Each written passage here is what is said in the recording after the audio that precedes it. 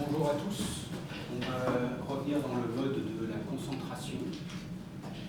Alors juste pour me présenter, je m'appelle David Taillère, je suis avocat spécialisé en propriété intellectuelle et on m'a donné la lourde tâche de parler des GOTLD, du référencement, pourquoi l'un, pourquoi choisir un GOTLD, pourquoi le choix a été fait il y a 12 ans, 13 ans, pourquoi on pouvait faire ce choix-là maintenant. Et sur le panel, nous avons alors que des personnes qui sont tombées dans l'Internet il y a longtemps. Il y en a certains même qui, je crois, sont dans la fibre elle-même. Donc nous avons, alors c'est pas dans l'ordre de la table, mais nous avons Benjamin Louis qui était toujours au départ du Point Alsace et qui a rejoint depuis peu CSC. David Lesvenan qui est ici, président de l'association Point BZH notamment. Mathieu Crénou qui est à ma droite, aussi également cofondateur du Point BZH et depuis assiste et accompagne le Point Corsica. Et nous avons à ma gauche, donc sur votre droite, la fibre de l'Internet en fait. Il a été transformé, Sébastien Bacholet, notamment à l'ISOC et à l'ICANN. Donc aujourd'hui, moi ce que j'aimerais vous demander, alors j'ai fait une présentation très rapide des intervenants parce que je vais les laisser se présenter eux-mêmes, et si vous pouvez nous préciser un peu quelle était l'origine de leur projet, j'entends pour ces GOTLD, qu'est-ce qui les avait motivés, et on passera après à d'autres sujets peut-être un peu plus titillants. Qui veut prendre la parole en premier? Vas-y, le plus gros TLD. Oui, merci. David Lesvenan pour le Point BZH. Le Point BZH naît d'une idée portée en 2004 avec le ministère Christian Ménard, qui, regardant ce qui se passe en catalogue avec un point 4, dit bah, tiens, sur un acronyme très connu en Bretagne, BZH, qui est donc l'abréviation de Braise, la Bretagne en breton, il y aurait peut-être quelque chose à faire. On utilise en fait BZH pour notamment faire référence à la Bretagne sur l'arrière des voitures, quelque chose qui est très, très banal. Voilà, donc, bienvenue en Bretagne, bienvenue au BZH, c'est vraiment quelque chose de très populaire au départ, qui fait aussi référence à la langue bretonne. Et donc ces trois petites lettres, hein, comme une extension potentielle future, on a depuis 2004 en Bretagne porté ce projet en mobilisant la société civile, le milieu culturel et linguistique, donc pendant près de 10 ans, hein, puisque le round de 2012 a permis de porter le dossier et l'extension a été activée en 2014 avec justement cette idée de proposer un outil pour tous les acteurs régionaux qui puissent, avec trois petites lettres, signifier facilement leur ancrage et un rappel à l'identité bretonne sur Internet. Le numérique, vous le savez, est un enjeu structurant pour la communication. Donc, pouvoir facilement, avant même que les gens ne se connectent, faire référence à un site lié à la Bretagne est important. Et ça nous permet donc de proposer un outil fédérateur commun à tous les acteurs régionaux qui s'en sont emparés.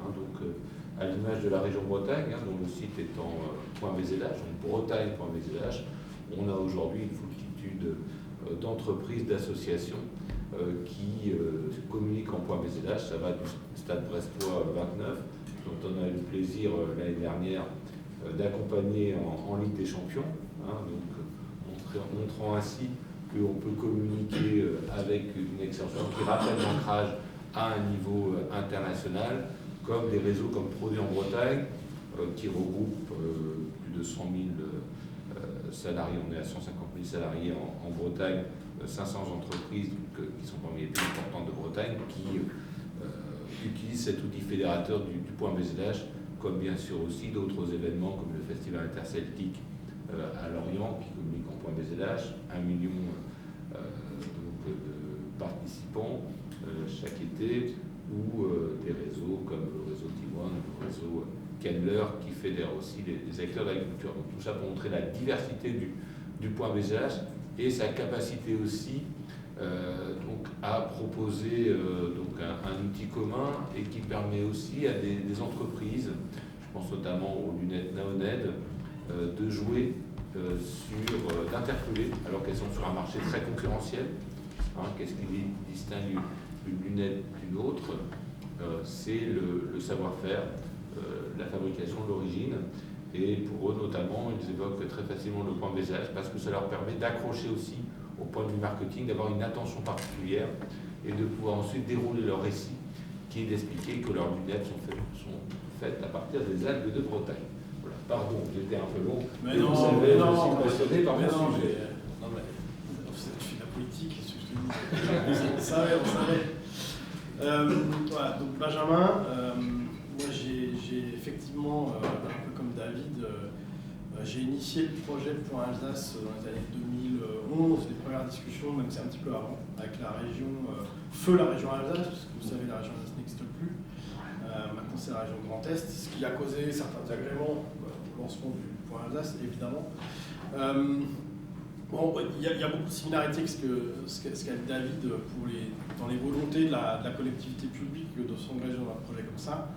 Il y avait 2-3 éléments supplémentaires. C'est qu'au moment où il fallait se décider, donc fin 2011, la région Alsace s'était engagée dans un projet de création de marque territoriale. Vous avez peut-être vu, en vous prenant dans Strasbourg, ça ressemble à une espèce de cœur ou de bretzel rouge, qui est donc la marque Alsace, qui est un très très beau succès. Et la direction générale de la région et son président à l'époque, qui était assez loin finalement des sujets Internet. Le président, dans la première réunion que j'ai fait avec lui, s'était même vanté d'avoir ni ordinateur ni adresse mail. Alors, je partais quand même de très loin pour aller faire ce point-là, mais n'empêche qu'il avait très très bien compris qu'il ne fallait pas prendre cette décision au regard de ce qu'était Internet là tout de suite maintenant, mais que c'était une très belle opportunité pour avoir un pendant numérique à cette marque Alsace qui était en train de naître, et d'avoir un outil Internet qui était probablement un très bel outil marketing, parce qu'Internet allait devenir ce qu'il est aujourd'hui, c'est-à-dire dans notre quotidien à tous, voilà, entreprises, particuliers, collectivités publiques. Et ça, comme très bon politique à l'ancienne, il l'avait très bien compris. Et c'est pour ça qu'il a dit, oui, effectivement, je pense que c'est important, si on veut engager la région dans l'avenir de l'Internet, c'est important de le faire. Je vais rentrer tout petit peu sur le sujet de marketing. Il y avait, je dis il y avait parce qu'évidemment on n'a pas pu faire tout ça, il y avait des ambitions d'un déploiement d'un territoire digital de la marque Alsace qui était pas seulement à destination des entreprises, c'était important, ça faisait partie des objectifs principaux, et ça rejoint parfaitement ce que disait David, mais il y avait aussi une volonté de déploiement en interne, et à l'image un petit peu de ce qui sera discuté cet après-midi sur les extensions de marque, c'était la volonté d'utiliser ce point Alsace pour communiquer le plus précisément et de la façon la plus intelligible auprès des administrés alsaciens en déployant des noms de domaine du type senior.alsace, lycée.alsace, etc. pour avoir des ports d'entrée pour chaque thématique TER.alsace, etc. Chaque thématique gérée par la région, avoir un nom de domaine qui lui correspond. C'est exactement ce qu'a fait un confrère qui est la ville de Stockholm, qui a créé le point Stockholm mais qui ne commercialise pas de domaine, c'est une extension fermée, et qui a fait effectivement un déploiement très intelligent de cette chose-là. Donc il y avait cette partie déploiement en interne du TLD.Alsace, et il y avait cette volonté effectivement de s'en servir comme un levier de visibilité internationale en disant on est dans la racine d'Internet et on est au même étage et au même titre que .com, visible partout sur la planète instantanément. Voilà. Grosso modo l'approche de la région. Bonjour à tous, je suis Mathieu Crédou, je suis aujourd'hui invité donc, au titre de mon expérience diverses et variées sur le sujet des GETLD. J'accompagne aujourd'hui le Point Corsica depuis quelques semaines, qui était donc sans accompagnement depuis la disparition tragique de Bertrand Louveau l'année dernière. Et j'ai été avec David à l'origine du point BZH, qu'il a couvert. Je ne vais pas y revenir, mais je reviendrai plutôt sur un autre chapitre de mon expérience sur les JOTLD qui a été mes premières années à l'AFNIC, parce que j'ai rejoint en 2011 l'AFNIC pour quelques années. Et donc j'ai travaillé sur ces initiatives donc avec l'Alsace, avec la Corse et également avec l'Aquitaine qui avait candidaté, qui avait été au bout de la candidature et qui s'était rétracté après.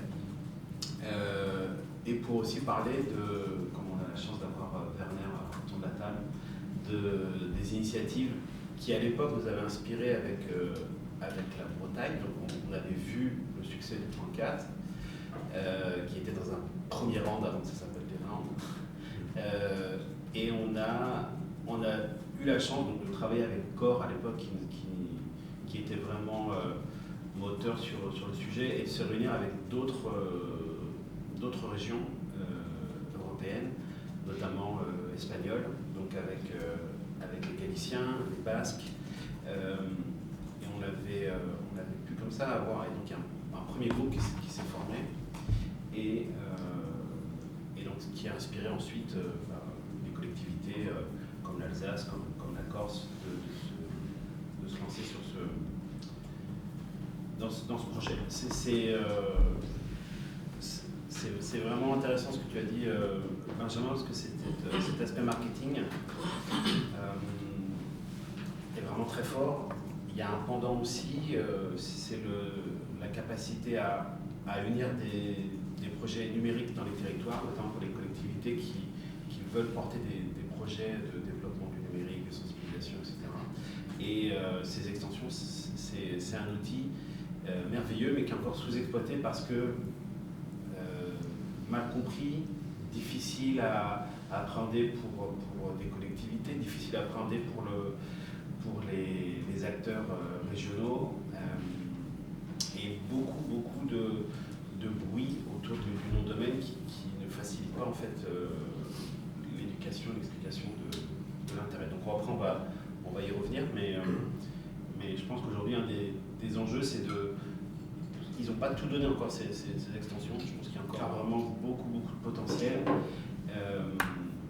parce qu'il y a, et aujourd'hui on parlera peut-être cet après-midi, mais à l'heure de l'IA, il y a des choses qui se simplifient en termes de gestion parce que le nom de domaine c'est un sujet compliqué, c'est un sujet juridiquement compliqué, c'est un sujet techniquement compliqué et c'est un sujet de communication qui est sous-évalué et donc il y a encore beaucoup de choses à faire avec ces extensions.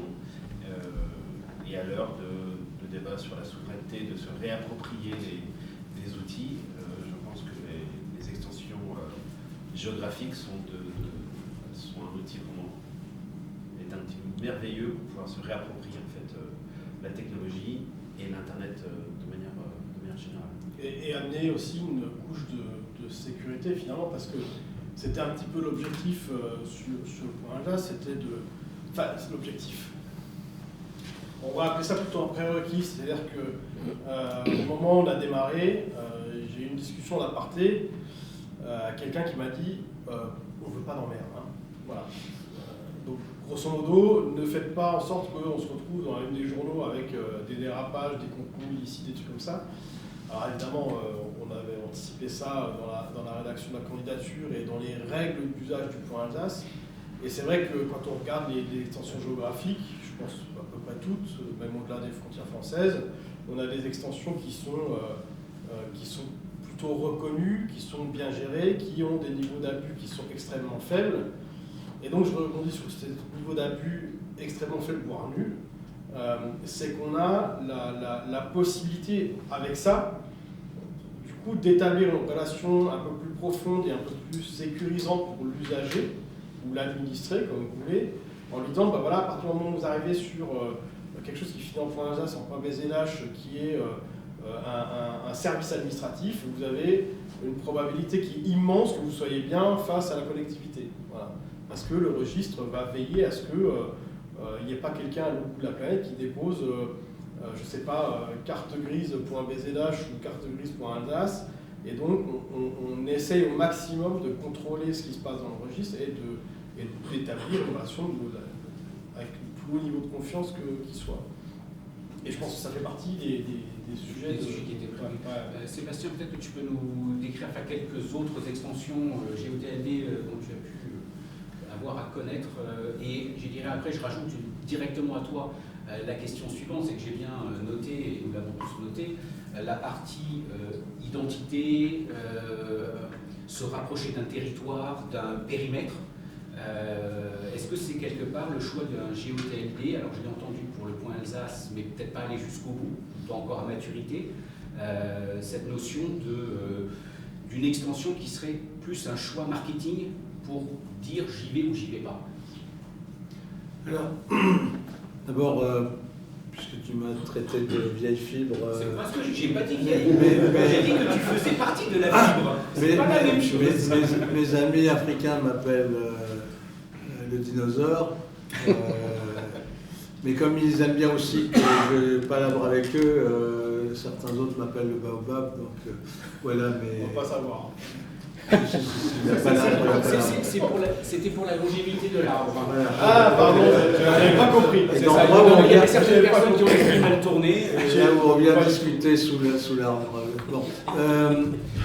Bon, il s'avère que dans en 2010-2011, j'ai été, je vais dire comme ça, l'instigateur des premières réflexions, un premier dossier de réflexion avec un certain nombre d'acteurs du numérique sur le point Paris, qui a vu le jour sans moi, mais qui a vu le jour. Et je pense que si Paris et ceux qui gèrent le point Paris s'intéressaient à ce qui était dans le dossier que nous avions préparé à cette époque, ils verraient qu'il y a plein de choses qui étaient des idées novatrices et qui ne sont toujours pas mises en œuvre. Et c'est un peu dommage.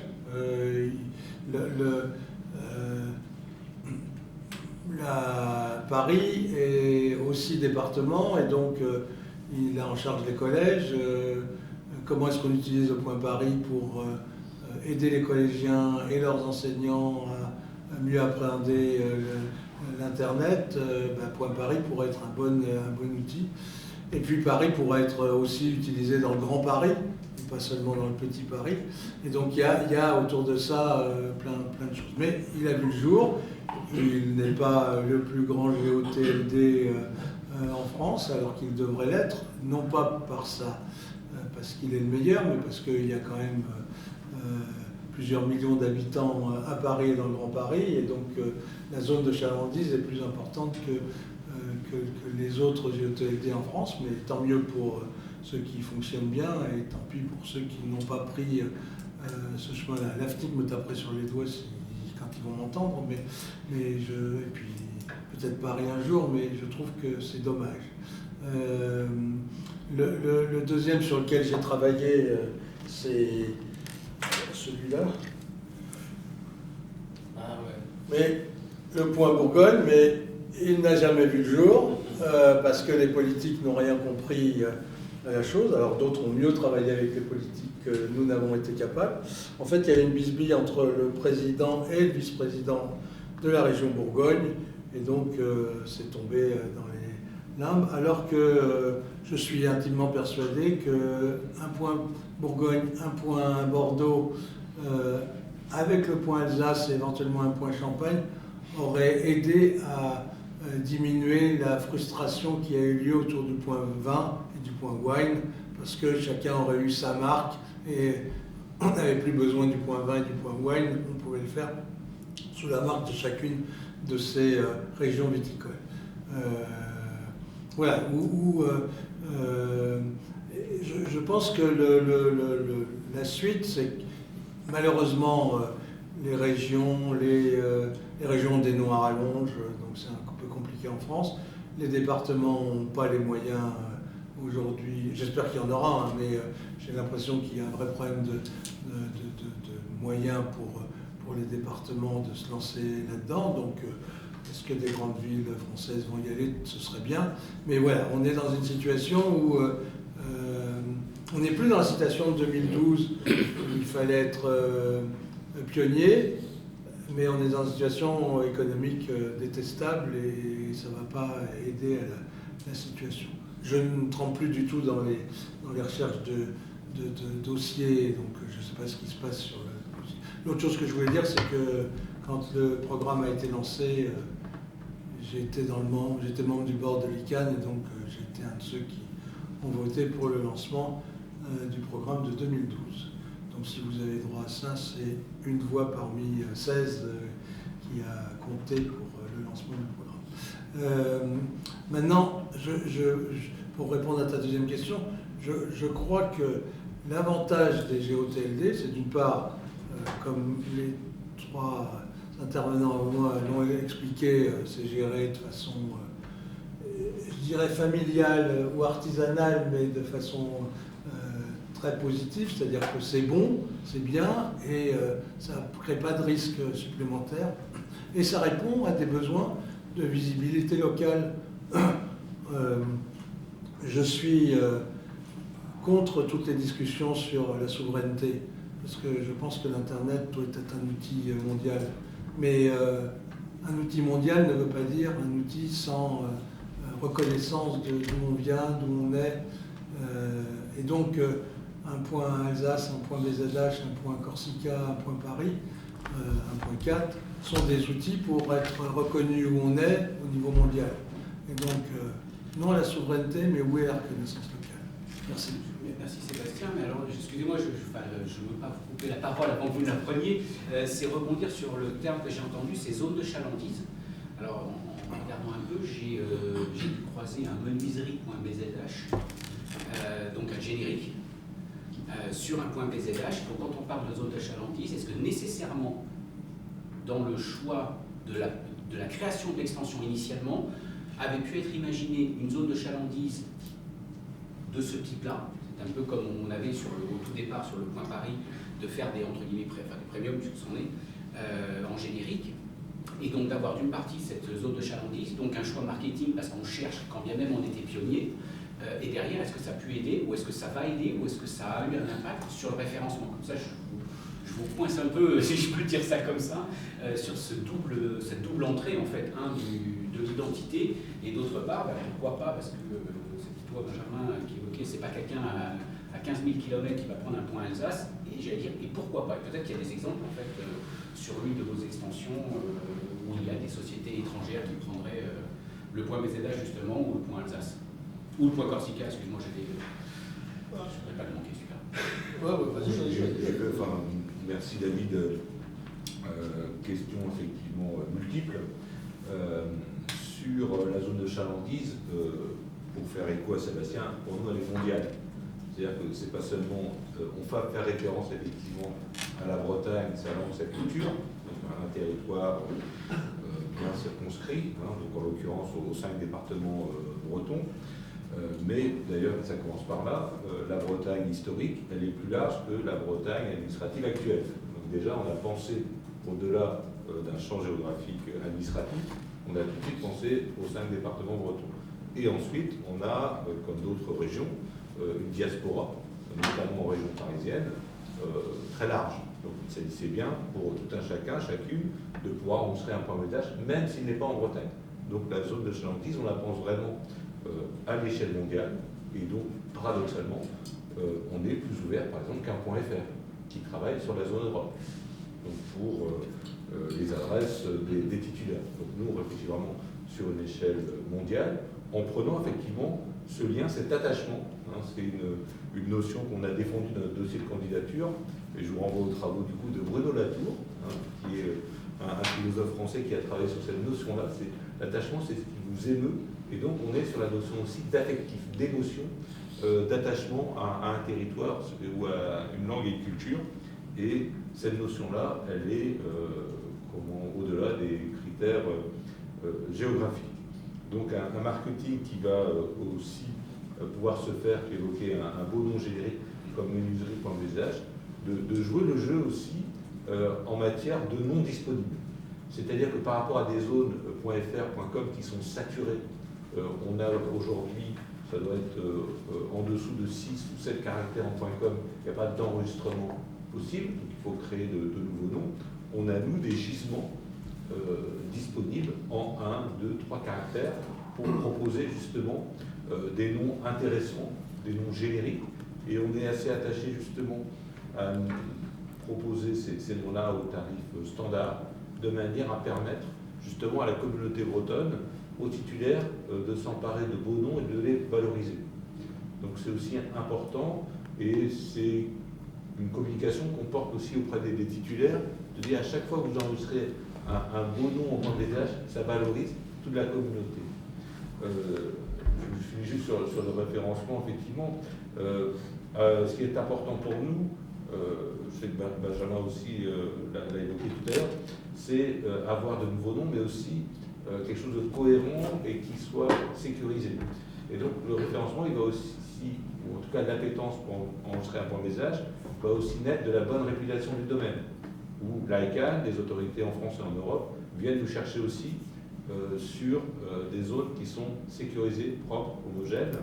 Et je pense notamment que pour demain l'IA, avoir une zone de nom de domaine qui est propre, et on peut le démontrer avec des outils d'abus qui ont été mis en place, les mesures que propose notamment l'ICANN via Domaine Electrica ou autre, on peut démontrer justement qu'une extension est pertinente et donc correspond bien à sa zone de chalandise. En fait, je me rends compte que les attentes ou les espoirs ou les ambitions des extensions géographiques aujourd'hui avec l'IA sont très proches de celles qu'on avait au lancement avec le SEO. C'est-à-dire que, alors, avant de faire le point Alsace, dans le début des années 2000, j'ai piloté une équipe de SEO et j'ai eu la chance et l'occasion de beaucoup travailler avec Olivier Andrieux, pour ceux qui se rappellent, qui a vendu à Romance.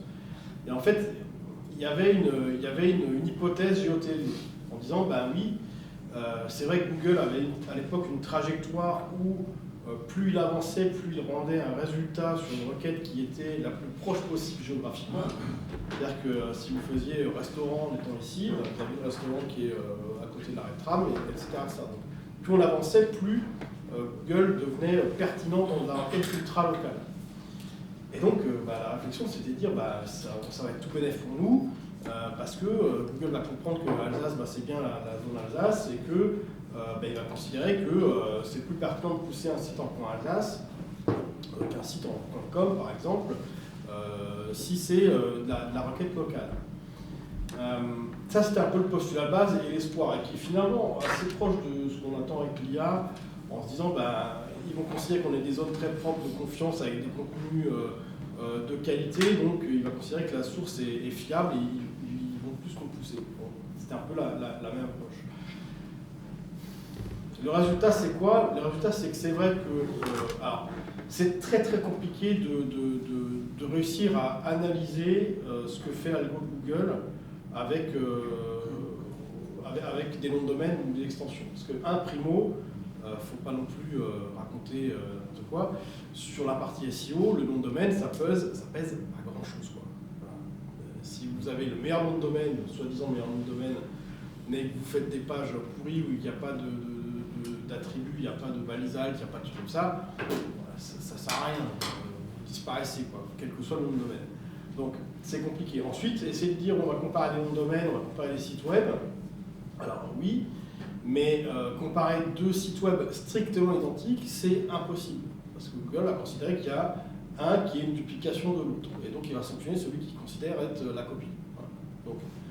Donc c'est pas possible de faire un comparatif entre deux sites exacts. Alors on avait essayé, nous, sur le point Alsace à l'époque, avec Olivier Andrieux, de faire des études sur des multitudes de sites qui travaillent sur le même mot-clé, etc.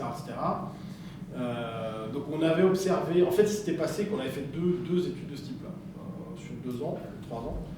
Et donc entre la première qui n'avait finalement que confirmé une seule chose, et c'est ce qu'avait dit Google dès le début des 2013, c'était que les nouvelles extensions seront traitées comme le .com, effectivement c'est ce qui s'est vérifié, c'est-à-dire que si vous êtes un point Alsace et que vous voulez communiquer avec un point Alsace auprès de clients qui sont en Amérique du Sud, vous ne serez pas sanctionné, d'accord ? Il n'y a pas de stress à ce niveau-là.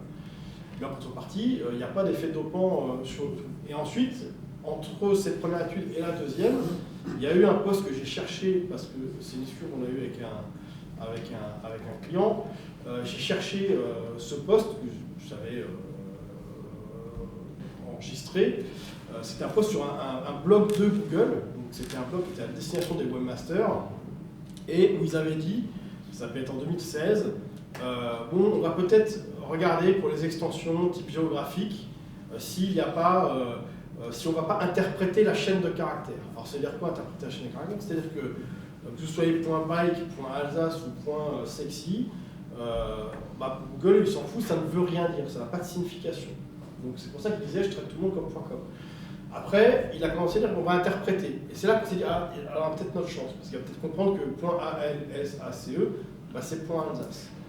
Et dans l'étude qui a suivi, nous on s'attendait à un effet qui était de dire, si la requête est faite par quelqu'un qui est identifié en Alsace, et qui a un site .alsace bien foutu qui correspond à la réponse, il va pousser celui-là. En fait, non.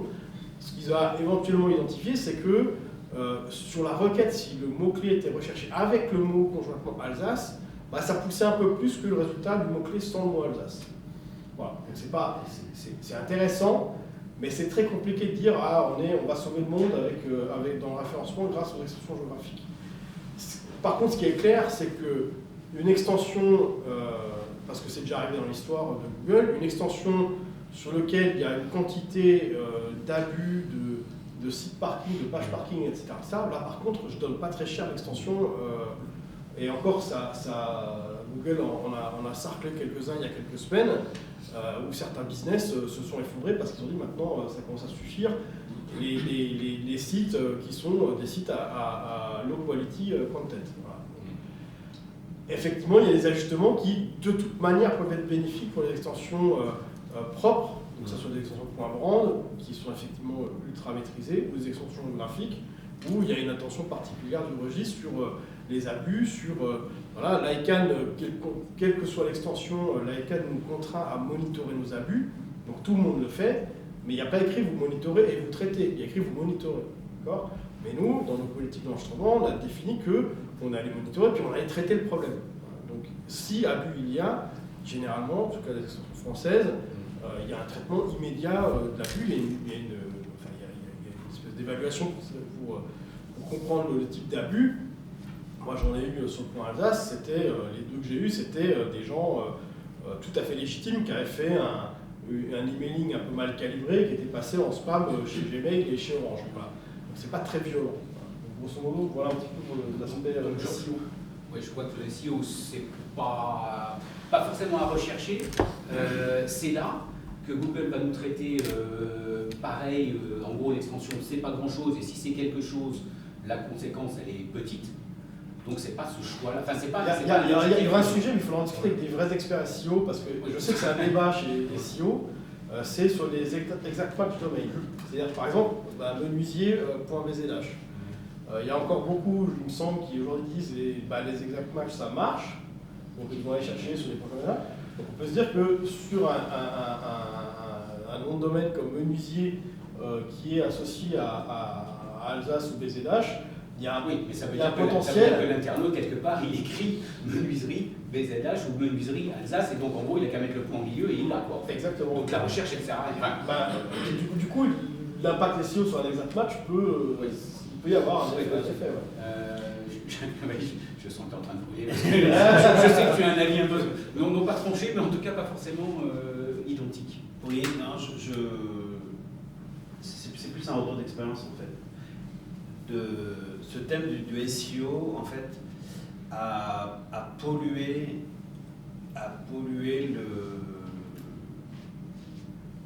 la discussion qu'on a avec les titulaires des noms de domaine et notamment des extensions régionales. Ça peut être le cas pour d'autres extensions plus grandes.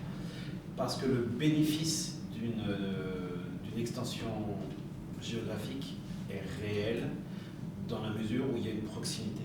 C'est-à-dire qu'un titulaire, une fois qu'il a fait son nom de domaine, mais quand il y a un problème de type cyberattaque ou, comme tu dis, des abus, il y a un numéro de téléphone. Vous pouvez appeler, il y a quelqu'un charmant qui va vous renvoyer vers la ressource locale de cyberdéfense, etc. Tout ça, les gens, les titulaires de nom de domaine ne le connaissent pas quand ils achètent un nom de domaine, ils s'en rendent compte au fur et à mesure. Et là, il y a une vraie valeur ajoutée parce que je l'ai vu, on l'a fait aussi au niveau AFNIC, mais pour des grands groupes qui ont d'autres enjeux. Donc il y a un vrai service de proximité qui est difficile à retranscrire dans une promesse de vente, etc. Et la question qui obnubile tous les titulaires de nom de domaine, quel qu'il soit, c'est mon SEO, et tout le monde cherche une martingale pour savoir si on va pouvoir être plus haut, numéro 1, etc. Et la réalité, c'est que les extensions, comme tu dis, ça pèse rien. Donc c'est marginal et c'est le débat de la valeur d'une extension, elle doit être dans sa force de communication. Et les équipes marketing, elles n'en ont pas pleinement pris conscience, mais c'est dans la force d'un nom, de domaine quand on communique, l'occasion d'un changement de nom, c'est l'occasion de communiquer. Donc un passage en .bzh pour une petite entreprise, ça veut dire un article dans Ouest France et Telegram, ça veut dire des reprises sur la page LinkedIn de .bzh et des partenaires. Donc c'est tous ces éléments-là qui sont au final largement oubliés et qui sont... voilà, on perd du temps à parler de CIO quand réellement le nom de domaine, on doit faire des conférences. Et en fait, l'effet SEO, il est là, et il y a certains très gros groupes qui ont basculé sur des points grands et qui... c'est toujours compliqué de changer de site web en matière générale, pas de domaine, mais de site web. Et en fait, l'effet, je compense l'éventuelle perte parce que la migration, c'est jamais facile, par un soutien de nouveaux liens, de nouveaux backlinks, de choses comme ça. C'est cet effet-là, en fait, qui peut être intéressant à chercher. Plus que j'ai changé de nom de domaine, ok, c'est bien, de toute façon, le risque, il n'est pas forcément, il est pas dans le nom de domaine, il est dans la structure du site web, dans ses contenus, etc. C'est pas... Tout à fait, c'est aussi l'histoire qu'on raconte. Quand on parle de marketing aujourd'hui, nous, sur le .bzh, il y a deux marketing. En fait. Il y a le marketing à destination du public breton, qui sait qu'est-ce que c'est le .bzh, c'est la Bretagne. Et il y a en fait le marketing pour ceux qui ne connaissent pas. J'évoquais tout à l'heure Danone, deux, trois exemples comme ça d'entreprises qui communiquent sur un marché national ou international avec un .bzh. Forcément, ce n'est pas un .com, c'est un .fr, ça interpelle. C'est justement ça qui est intéressant, c'est que quand vous avez affaire à des concurrents qui sont tous en .com, qui sont des photocopies, vous vendez le même produit, vous êtes en .com, le marketing, la publicité, c'est attirer l'attention pendant 4-5 secondes et avoir la capacité de dérouler le fil ensuite. Eh bien, ces entreprises-là, je vous explique, sur les salons, c'est magique. Tout le monde est en .com, nous on est en .bzh, et on a effectivement des acheteurs qui vont venir nous voir en disant c'est quoi le .bzh? Et bien, le .bzh, c'est la Bretagne. Et comme j'évoquais tout à l'heure, vous allez faire passer un message qui est aussi teinté d'émotion. Et l'émotion, c'est ce qui, entre êtres humains, permet aussi de marquer les esprits. Et effectivement, le marketing d'une extension, c'est jouer aussi sur cette capacité d'avoir un territoire ou une culture qu'on va pousser au-delà de l'aspect technique. Donc, je trouvais intéressant aussi de le montrer, notamment pour un .bzh qui n'est pas exactement le nom de sa région d'origine. Donc ce serait en fait plus jouer sur l'effet effectivement marketing, de se rattacher. Je me distingue des autres parce que je ne suis pas comme le .com ou comme alors il y a n'importe quelle autre extension classique. C'est là, c'est comme ça, on y va. J'ai pas le .com, donc je vais prendre un point à peu près le plus proche du .com par cette reconnaissance, mais sans pour autant. Ça devient juste technique en fait. J'ai intérêt à prendre une extension régionale parce que la force de communication est beaucoup plus grande. Le côté émotionnel, il est effectivement fondamental dans le fonctionnement de ces extensions. Sur l'Alsace, il n'y a pas d'exemple, je n'ai pas connaissance d'exemple d'une grosse boîte, il y en a en Bretagne, mais il y a une grosse boîte locale qui a des marchés internationaux qui seraient passés en .Alsace. Là, il y a encore plutôt des réflexes, c'est .fr ou c'est .com parce que j'ai une dimension européenne, etc., etc. Mais par contre, sur les acteurs locaux, les artisans, etc., il y a ce côté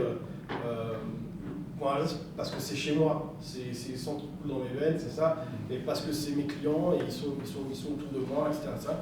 Et cette partie émotion, effectivement, elle est assez forte, surtout sur des régions comme les trois que vous avez en face de vous, qui ont une identité forte, qui ont une culture forte, qui ont un terroir, qui ont un patrimoine, qui ont une histoire des fois un peu douloureuse, etc.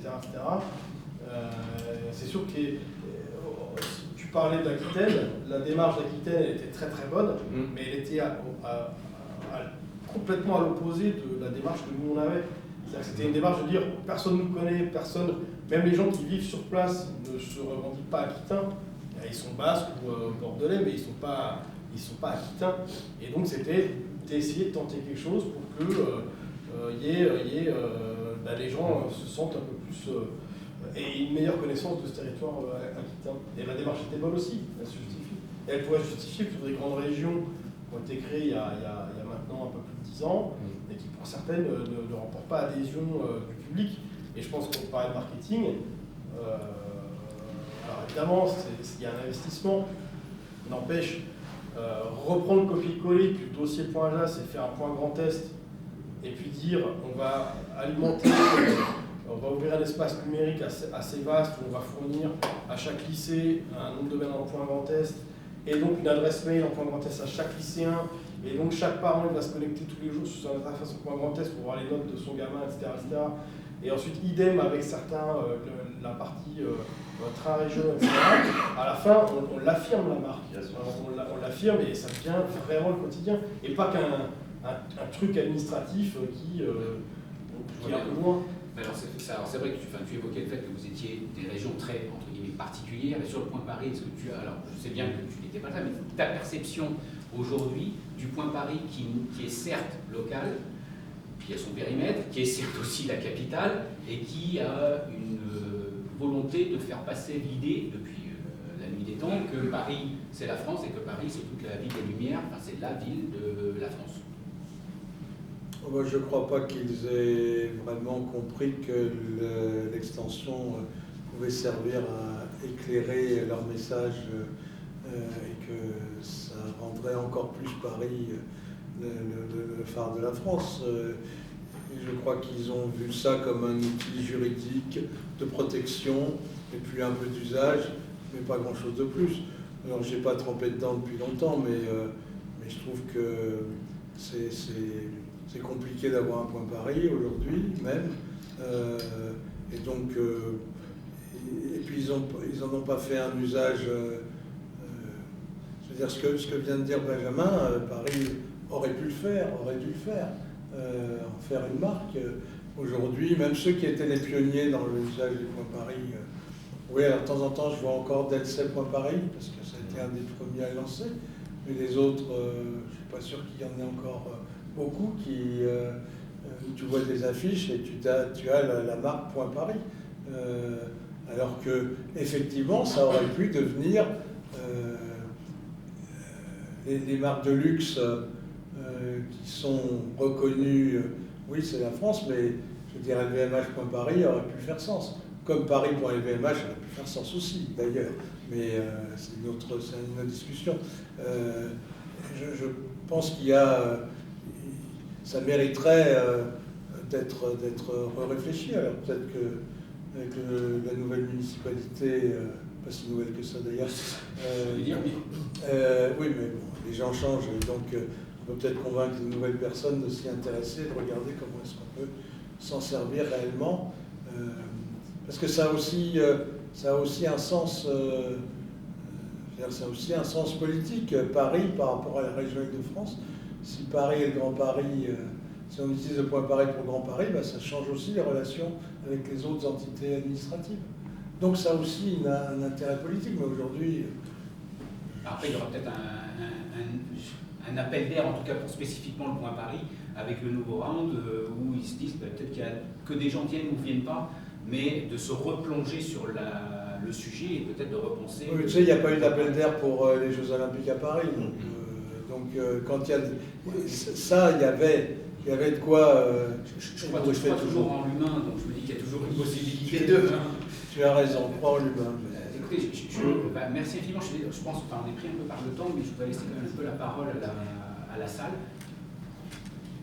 Si vous avez des questions, si vous voulez taquiner les personnes, les intervenants, n'hésitez pas, sinon c'est moi qui le fais. Et là, je passe aux versions charbon, feu ardent et tout ça.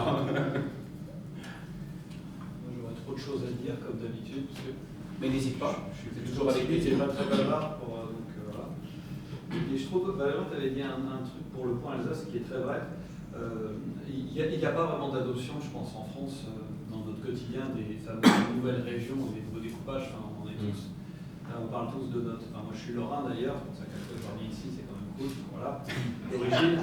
Et je parle en Lorraine quand je me présente, enfin, en Alsace et tout.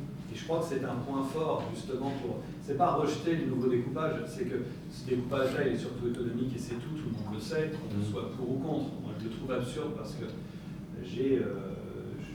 j'attache de l'importance à ce découpage précédent de la France qu'on a connu pour plein de choses, hein, que ce soit culturel, historique. Et justement, c'est une force, parce qu'il n'y a pas de point de Grand Est. Et en fait, le fait de faire un point Alsace, ça passe par l'ICANN.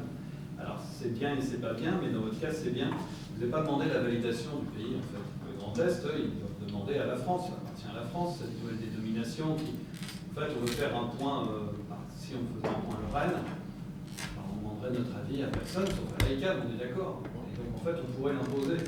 Et donc, c'est celui qui marcherait le mieux. Et ce que je veux dire, c'est que je trouve ça, je trouve ça cool parce que moi, j'ai bien plus d'intérêt à avoir une histoire dans l'Alsace, tu vois, que alors, le Grand Est, c'est très bien. Et la Lorraine et l'Alsace, on est copains comme cochons, mais on est copains, enfin, j'ai pas de souci. Je trouve ça mieux. Ça nous permet de préserver.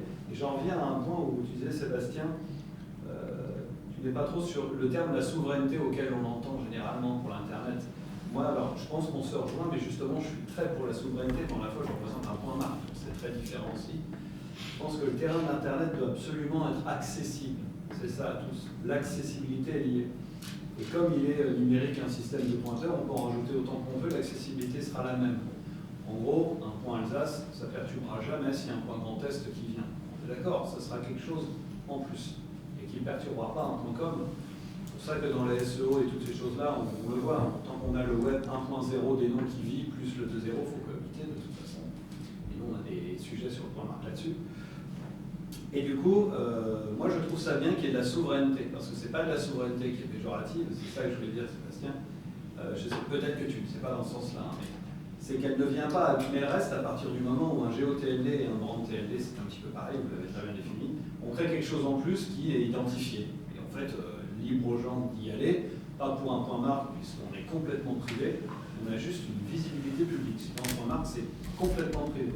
Je choisis qui enregistre, je crée mon process de registrylog, aussi inutile soit-il, sur un point marque, réellement, je fais ce que je veux, je prends mon prestataire, je moi qui dis, il n'y a pas de cyber-squatting possible. C'est complètement privé, sauf la visibilité publique, et c'est ce qu'on donne. Et après, il y a aussi un autre point où je voulais venir. Vous parliez, moi, ce que je voyais dans l'adoption en fait, de ces nouvelles extensions, il y a un sujet sur l'adoption entre le .com. Et c'est vrai que je pense qu'il faut contraindre, alors c'est un bien long terme, mais pas au sens péjoratif, les gens. Au début du net, le .com, c'était pour des sites commerciaux, on sait tout, c'est comme tout le monde a fait son .com et qu'on devait aller consulter ses comptes, acheter sa librairie en ligne. Sur Internet, on a été forcé, en fait, d'aller sur un .com qui est devenu un usage. Et au bout de 20 ans, t'as un .com, non, bah t'es has-been, voilà, comme on sait tous. En fait, il faut le faire, et c'est ce dont je parlerai tout à l'heure, je ne vais pas faire mon sujet de tout à l'heure, mais pour adopter notre point marque, il y a toujours deux choses, et nous on a forcé l'usage, en fait. Sur un très gros site obligatoire pour que nos clients, qui étaient des millions, sont obligés d'aller. Donc l'adoption, forcément, elle explose. Et là, c'est pareil. Je me demande s'il ne faudrait pas préfecture, je dis n'importe quoi, d'Alsace.fr.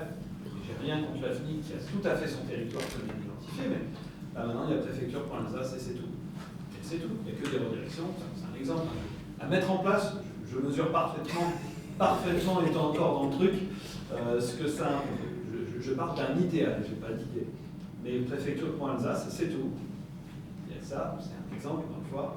Il n'y a que ça. On contraint, mais on offre le service. C'est le même, bien évidemment, c'est pour accompagner mieux, en fait. Et c'est pareil, j'en parlerai tout à l'heure, mais notre banque en ligne, c'est le site le plus sensible pour notre banque de détail domestique à des millions de clients. Tout le monde, sans doute, comme toutes les banques. C'était le premier point BNP Paribas, on l'a forcé. Il n'y a plus de .net.fr. Et il n'y a plus de banque en ligne chez nous, j'entends. Sur la marque enseigne BNP Paribas, que du BNP Paribas, et faut y contraindre. Et je pense que c'est ça qui est difficile. Ouais. Alors, Et je confirme, c'est des réflexions politiquement je n'en parle compliqué. pas à tout le monde. Parce que ça n'est pas, Préfecture. ça n'est pas Oui, une- c'est quand même préfecture, mais non, mais c'est exactement ça. Alors après, nous c'était dans les cartons, ce type de projet. On s'est fait couper l'herbe sous le pied au moment de la fusion, donc voilà, c'est assez malheureux. Mais effectivement, mais il y en a qui ont réussi à le faire. Je prends nos homologues basques, avec le point EUS aujourd'hui, les sites gouvernementaux régionaux, c'est police.eu, enfin voilà, c'est la fonction publique basque, c'est à migrer vers le point EUS. Je pense qu'il y a un aspect un peu culturel local qui fait que ça s'est passé assez vite et assez facilement. C'est peut-être plus compliqué dans certains territoires français, mais tu as 100% raison, c'était tout dans les cartons. C'est potentiellement délicat, et moi je l'ai vu parce qu'on a eu des dizaines à l'époque de discussions avec d'autres collectivités alsaciennes qui te regardent en disant oui c'est super, mais c'est hors de question parce que ils sont de droite, je suis de gauche ou inversement, bref, et en fait on se retrouve confronté à des trucs aussi absurdes que ça, parce qu'on ne demande pas de faire de la politique, là, on te demande de déployer de l'usage, d'avoir quelque chose qui est à destination de tes administrés, qui soit. Et c'est l'histoire que j'ai eu avec la ville de Strasbourg, mais 100 fois en disant, et même je pense dans l'administration, il y avait une envie, une volonté de dire, ok, Strasbourg c'est la capitale de l'Europe, pour tout ce qui est international, visibilité, etc., le Strasbourg.eu il est parfait, mais à un moment, quand je veux avoir mon horaire de piscine, payer mon PV ou inscrire mon gamin en crèche, c'est Strasbourg.alsace. Voilà. C'est là qu'au bout d'un moment, et malheureusement, on doit choisir la crèmerie. Et moi, c'est un point de vue personnel, je ne vais pas lancer le débat, mais quand tu me dis Strasbourg, forcément je suis dans les frontières françaises, j'aurai toujours de la cohérence davantage un Strasbourg.fr ou Strasbourg.alsace qu'un Strasbourg.eu. Parce que moi, ma vision, c'est comme ça, c'est pas péjoratif, l'Union Européenne, c'est quelque chose en plus. C'est ma vision depuis que je suis gosse, c'est l'Alliance. Donc il n'y a pas, et notre ville, elle est quand même du côté de la frontière française, on a un point Alsace qu'on nous a permis de faire, il est justement absurde, il est très bien, que la capitale n'est pas un point Alsace avantageux par rapport à finalement une région d'alliance. Et là, je ne critique péjorativement aucun des deux côtés. Je parle de cohérence et je pense qu'il n'y a pas que moi qui ai cette vision, comme tu viens de le dire. Pour moi, comme disent les jeunes, ouais, c'est stylé un Strasbourg.alsace. Enfin, moi, j'aimerais bien voir ça. Enfin, tu vois, c'est normal.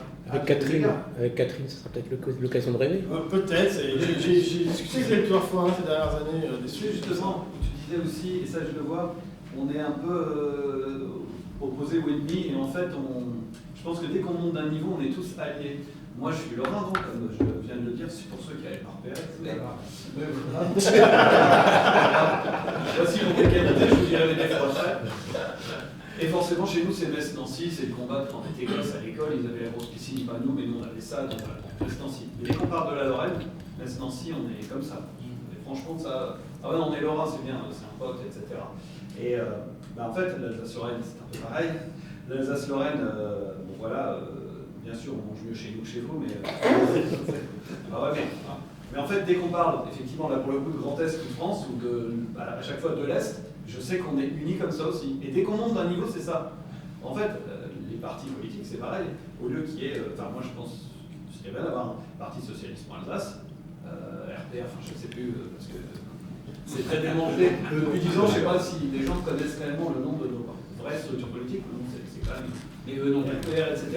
Tout le monde en point Alsace, ça mettrait justement absolument tout le monde au même niveau, tu vois, de pouvoir avoir leur gouvernance dans l'Alsace. Et parce qu'actuellement, ils ont les mêmes en point .fr, ils ont tous un site en point .fr quand même. Donc en fait, ça ne change strictement rien, si ce n'est que d'identifier le territoire et donc leur appartenance. Mais on a eu, je pense qu'il y en a eu aussi, à chaque élection, en fait, on a une petite poussée d'enregistrement de candidats des listes et qui prennent un point Alsace parce qu'ils veulent être plus proches des électeurs. Oui, alors qu'ailleurs, alors qu'ailleurs, ils vont plutôt prendre nonville.fr. Parce qu'il n'y a pas d'identité. Oui.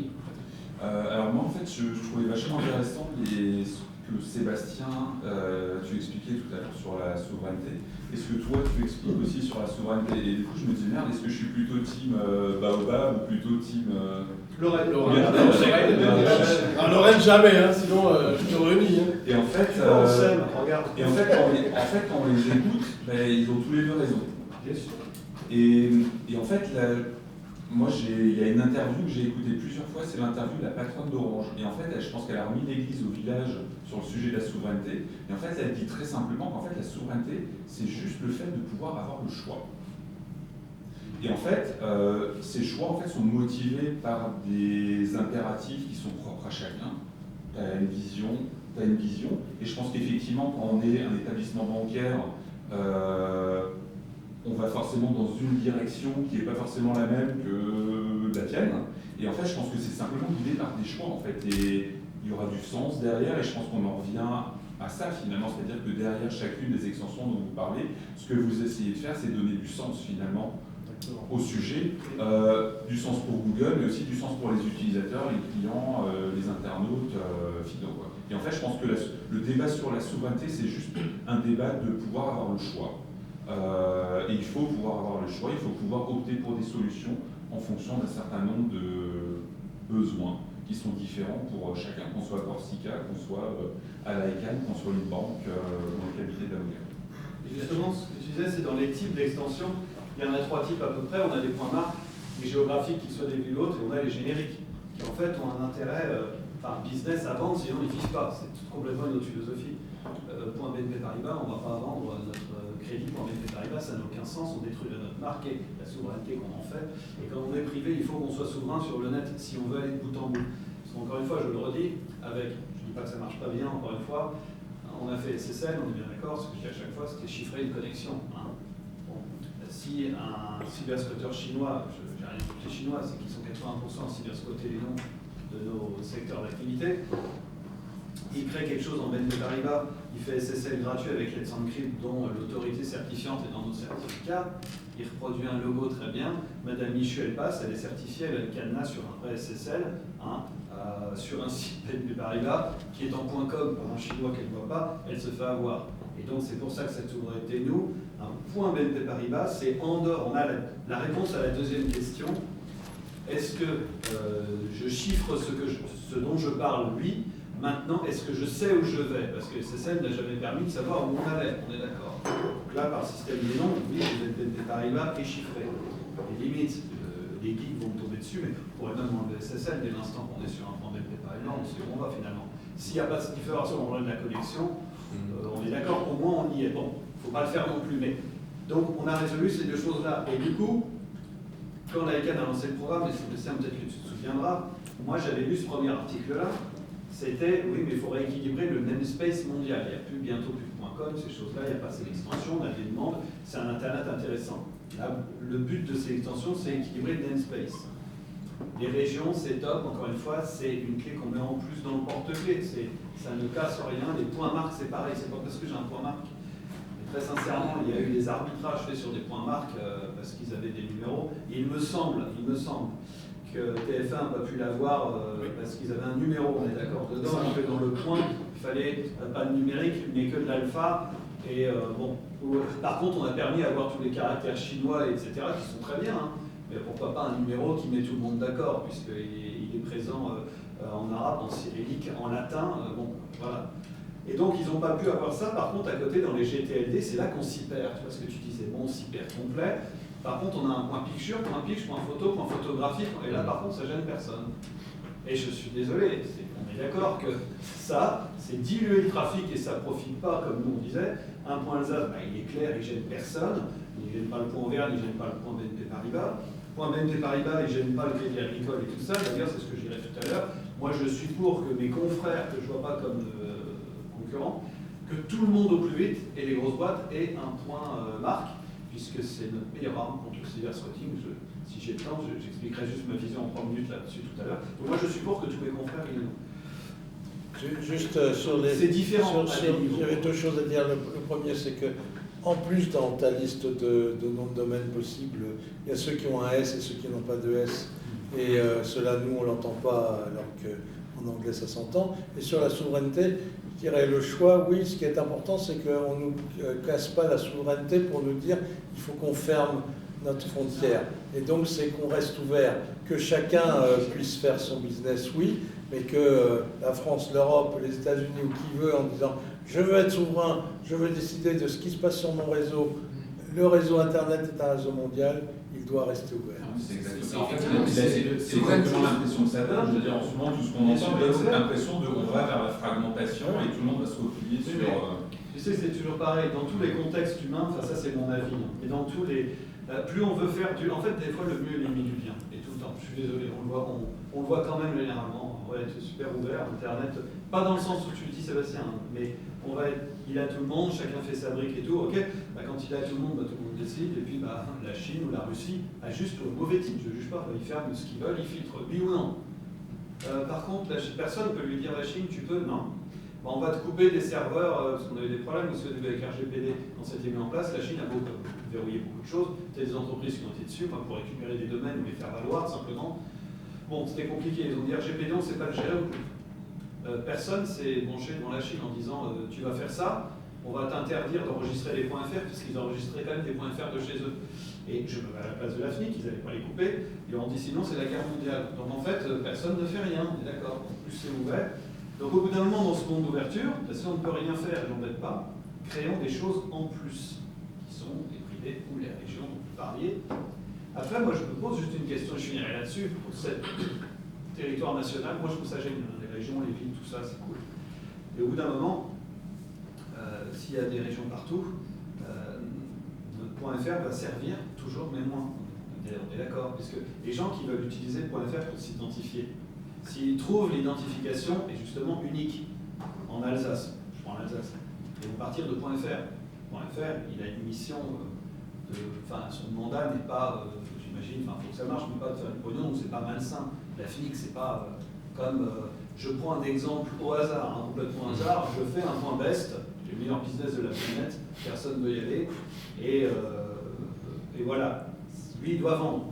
Le .fr c'est peut-être différent, j'imagine que s'ils marchent moins bien, ils sont maintenus par des subventions cohérentes et des choses comme ça. Voilà. Mais tu vois, ça va déporter des territoires, ça va, des identifications. Parce que dans cet internet, on veut tous le nom unique. Regardez, on a des pubs avec un seul nom. Carglass.fr, enfin, c'est clair. Ouais, n'oublie pas, c'est .fr. Ah oui, et ils ont raison. Mais c'est vraiment comme ça que je l'aime. Ah mais c'est exactement ça. Je voulais parler parce Oui, que... Oui, pas pardon. Excuse-moi, j'ai une question. Moi j'avais une question. Alors, moi je suis un revendeur de noms de domaine, donc j'ai une solution e-commerce, comme des personnes qui vont se lancer, qui vont acheter leur nom de domaine. Mais du coup, sur la diffusion, sur le fait qu'il y ait une adoption derrière, quand j'ai un commerçant qui va créer sa boutique et qui habite, par exemple sur la partie Alsace, c'est plus la région, qu'est-ce qui va le motiver en fait de prendre le point Alsace à partir du moment où il doit se dire mais attends, déjà je dois trouver un nom, et si le point Alsace est bien et tout ça, je vais me dire mais je vais aussi me prendre le point .fr parce que j'ai pas envie que quelqu'un prenne le même nom en point .fr. Et puis il y avait déjà la réflexion avant de dire peut-être je prends aussi le point .com. Et du coup comment on fait pour aider dans cette adoption? Parce que je vois bien l'intérêt dans ce que vous dites sur le point Alsace, le point ZH, le point Paris, mais derrière il y a aussi une réalité pour ces entreprises qui veulent être visibles et qui n'ont pas envie de démultiplier leur nom de domaine. Donc comment on aborde ça avec eux? Juste, je vais te laisser sur la partie plus moi, il y a un truc que je dis systématiquement depuis qu'on a ouvert le point Alsace et que j'ai fait des centaines d'ateliers machin ici auprès des PME. Je leur ai dit, vous ne posez pas la question si votre domaine en .fr.com c'est libre, prenez-les. C'est obligatoire. Point Alsace ou pas point Alsace. .fr.com, vous ne posez pas la question. En fait, je me rends compte, après des centaines de discussions, que le nom de domaine, finalement, dans la plupart des PME ou des TPE, c'est un objet unique. Là, j'ai enregistré mon domaine, c'est bon, j'ai mail, c'est bon, ok. Il y a encore un travail qui est gigantesque de pédagogie autour de, ok, mais tu as créé un nom, tu as créé une entreprise, tu as peut-être fait un dépôt INPI, etc. Ben, protège-toi. Ça va coûter quelques dizaines d'euros par an d'avoir ton .com, allez, on va dire ton .u si jamais, ok, pourquoi pas, mais .com.fr, ça ne peut pas se rater. Voilà. Et Et même, je disais, pour Alsace ou pas, c'est la question, vous réfléchirez à ça ensuite à tête reposée en vous disant, ok, je fabrique des pâtes à tarte flambée, bon, c'est très typé, les mecs ils vont aller sur le point Alsace parce qu'ils sont sur le terroir, sur voilà, quelqu'un qui est sur une zone très très alsacienne, le petit maçon du coin, qui a des clients, on va dire, sur même le Bas-Rhin, il va dire ouais, c'est mieux pour Alsace parce que c'est la proximité de mes clients, etc. Et après, il y a une question de disponibilité aussi, mine de rien, parce que moi j'ai vu des dizaines de fois des mecs qui sont cassés la tête pour trouver un super nom, sauf qu'il n'y en a pas qui ont eu la même idée avant. Et donc, malheureusement, effectivement, il y a des questions de disponibilité. Et soit j'arbitre et je prends un .fr ou un .com, mais avec un nom qui n'est pas tout à fait mon nom, genre machin 67.com, voilà, c'est comme ça, on l'a tous vu. Soit, effectivement, c'est mon nom et je bascule sur .Alsace. Ouais, mais alors, faut pas que, en fait, pour le commun des mortels, tout ce qui est nouvelle extension, soit en fait un plan de repli, un plan B.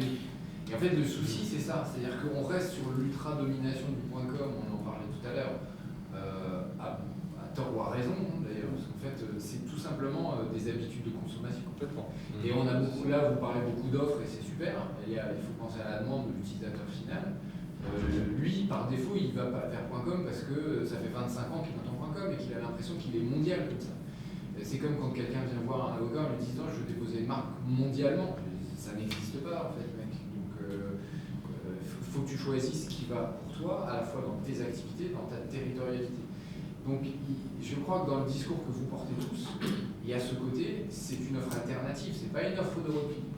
C'est-à-dire qu'aujourd'hui, effectivement, tu le dis, ton fabricant de tarte flambée, oui, il a du sens à mais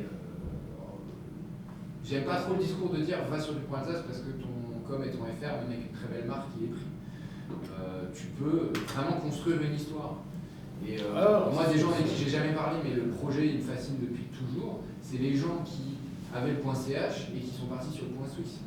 Tu vois, on est sur deux géos, enfin on est sur un CCTLD qui est suivi d'un géo par clairement la même entité, enfin on va dire la même nation. Et là, il y a un truc qui est intéressant pour tout ce qui est GeoTLD, c'est de se dire. Et je pense que tu as raison, mais là, il voulait repartir. Vraiment, le but de ce que ça me fait penser, les mecs voulaient libérer des espaces de nommage à l'échelle monde. C'est-à-dire, ils avaient le .ch, effectivement, ils voulaient le garder, ils voulaient libérer des espaces de nommage du namespace. Et en plus, pour eux, le suisse est mieux. Je crois, quand j'ai entendu les Gus dire ça il y a longtemps, tout ce qui est genre Amérique du Sud, Afrique, les mecs suisses, c'est comme ça, CH, leur parle pas. Enfin, il y avait quelque chose pour mettre des marchés, vu que c'est beaucoup de finances et tout et du luxe. Donc ils se sont dit que ça pouvait être bien. Mais oui, c'est vrai. Et je suis paradoxalement totalement d'accord avec toi, une fois qu'il y a un .com, mais en même temps, la meilleure manière de vaincre le .com, qui est une facilité d'adoption évidente, puisqu'on a un point de repli, c'est en faisant des nouvelles extensions qu'on va le vaincre. Et c'est pas le vaincre non plus qu'il existe. Et j'ai un autre exemple mais je suis quand même d'accord avec toi, mais j'ai un contre-exemple. Donc, je me permets ça. J'ai un groupe de musique et on s'appelle Black Iris. Black Iris. Bien évidemment, c'est des salons de tatouage. C'est un groupe déjà japonais de K-pop. Je ne fais pas de K-pop. D'accord ? Soyons clairs. Je ne fais pas de K-pop. Soyons clairs. Et c'est plein de choses. J'ai fait le projet, étant donné que je m'occupe du site web, d'aller sur le point bend.group. Et tout était déjà squatté. On a choisi de faire la com que là-dessus. Et ça fait 8 ans. On a fait que ça. Donc, là, du coup, non, mais il était pris par d'autres, qui vont pas squatter, il était pris. Donc, tout ce qu'on fait, et on insiste que là-dessus sur l'extension, donc là, c'est pas un repli, mais on n'est pas une activité où on a besoin de faire 1 million par an de bénéfices, sinon on ferme, c'est sûr. Donc, je peux me permettre, vu que c'est un loisir actif, il y a une structure, derrière, il y a une asso qui gère tout. Mais c'est pas aussi contraint que si j'étais avec Paribas, qui doit être bénéficiaire de la plateforme, forcément. Donc, moi, j'ai fait le choix d'une extension parce que tout était pris. Donc, j'ai vraiment utilisé le nouveau namespace et on fait tout avec un seul, le mail, tout ça. Et c'est le but justement, c'est ma stratégie de dire on fait que là-dessus, on assume et on bombarde, les stickers c'est pareil, tout ça. C'est assumé. On peut le faire effectivement quand c'est. Alors c'est pour ça que les usages en faisant c'est intéressant. De mémoire, Strasbourg.eu, c'était un choix contraint. Mais bien sûr. Parce qu'ils n'ont pas eu .com, s'ils ont fait squatter .com. Alors non. Et ils l'ont fait. C'était en .fr, ils avaient .fr. Ouais. Et après, il y a la Et politique. quand point U est sorti, en fait, Parlement, c'est moi qui l'ai lu à la Clémentine. J'aurais dit, les gars, il y a le point U qui sort, vous pouvez pas rater l'occasion. Vous êtes la capitale d'Europe, ça a du sens, vous passiez. Et en fait, c'était comme ça la discussion. À l'époque, je sais plus le politique qui était là. Et il y avait Pierre Berg-Miller, etc. Et puis, en fait, ils ont migré en point U, quoi. Bon, le temps est écoulé. Mais laisse Werner intervenir parce Non, que. mais non, justement, j'ai entendu le point suisse et je me suis dit, je sais qu'il va dire quelque Le chose. point suisse, le point suisse, le point Alors, Paris, juste le point. Le point suisse fera relativement bref. Oui, parce qu'en fait, je crois qu'on a débordé, c'est ça? C'est ça, c'est plus débordé. Là, je vois, il y a la Meuse, il y a tout ça qui. Là, ils y sont dessert, c'est ça que je veux dire. On a débordé. Là, c'est café, là. Oui, là, merci. Moi, j'ai toujours pas compris. Juste une question. Ça fait un certain temps que j'essaie de trouver une stratégie qui ne fonctionnerait que si on la partage. De mettre en valeur une des ressources particulièrement bonnes qu'ont les GOTLD, que j'appellerais capacité de gouvernance par nom de domaine. En fin de compte, est autrement plus élevée que pour un nom de domaine qui se compte par millions et simplement quasiment zéro capacité de gouvernance à disposition. Si on est sur un point .com ou même un point .org, alors que sur un point Alsace, ou un point Suisse, ou un point Paris, il y a une certaine capacité de gouvernance à disposition qui permettrait de résoudre des problèmes qui sont typiquement associés avec les noms de domaine. Donc, probablement, le plus grand est le fait qu'un nom de domaine est plus dangereux même qu'une adresse email de Google, dans le cas où il serait effacé et re-enregistré par quelqu'un d'autre. Et en fin de compte, si on s'interroge ensemble, on pourrait trouver, on va se dire, des marques de produits additionnels qui auraient en fait une sorte de définition commune pour que les gens savent, ah mais si c'est un point Alsace, il existe le domaine version sécurité long terme, voilà, qui aurait un certain nombre de protections qui sont même pas praticables pour c'est juste une réflexion. Merci Werner. Et puis je pense que la réflexion, on va la voir autour de Werner. Je voulais remercier Sébastien, David, Benjamin et Mathieu.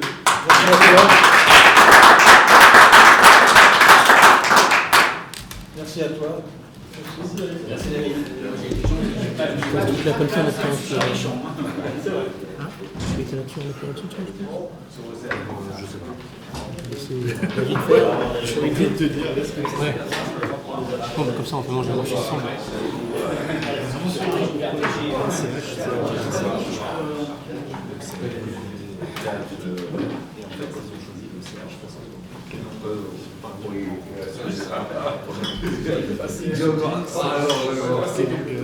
Tranquillement. On boit les bières, et puis on boit les bières, ça fait c'est Ouais, c'est que mettez la bouffe. Mais quand tu repas. Comment on coupe ça? Disons qu'à un moment donné, je Non, pense pour que les cette boutons, main, je pense. c'est juste ça ma difficulté.